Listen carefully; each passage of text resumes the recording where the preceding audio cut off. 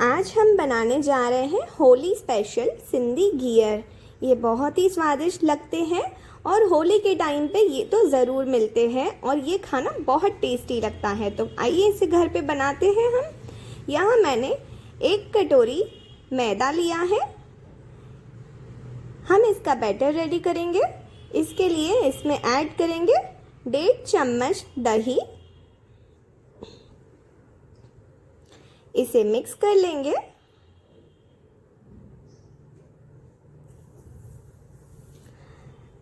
इसके बाद इसमें ऐड करेंगे हम 1 चम्मच घी। इसे भी मिक्स कर लेंगे। अब हम इसमें ऐड करेंगे बैटर बनाने के लिए 1 छोटी कटोरी पानी। यहाँ मैंने 1 कटोरी से भी कम लिया है अभी तक पानी, उसमें बचा के रखा था। ये अब मैं इसमें और ऐड कर रही हूँ। ये 1 छोटी कटोरी पानी हुआ। इसे अच्छे से फेंट लेंगे, एकदम स्मूथ बैटर बना लेंगे इसका। अच्छे से फेंट लेना है, काफ़ी स्मूथ बैटर कर लेना है और इसे अब हम कवर करके रख देंगे पूरी रात।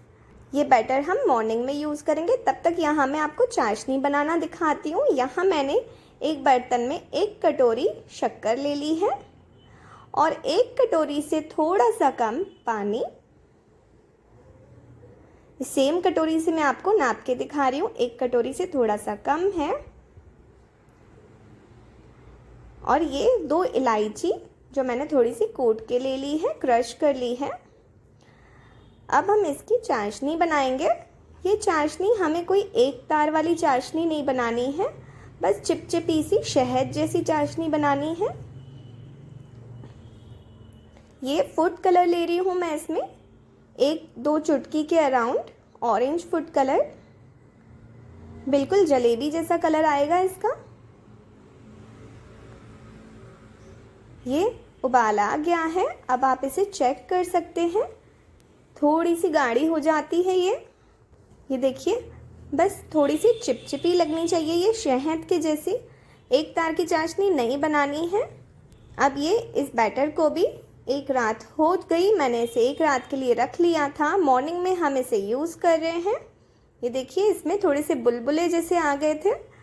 अब हम इसमें ऐड करेंगे 1.5 चम्मच चावल का आटा, 1/4 चम्मच बेकिंग सोडा। अगर आपको बैटर और पतला लग रहा है तो आप इसमें और 1.5 चम्मच ये चावल का आटा ऐड कर सकते हैं। इसमें 2 से 2.5 चम्मच चावल का आटा डल जाता है। अब इसमें भी हम ज़रा सा फूड कलर ऐड करेंगे और मिक्स कर लेंगे।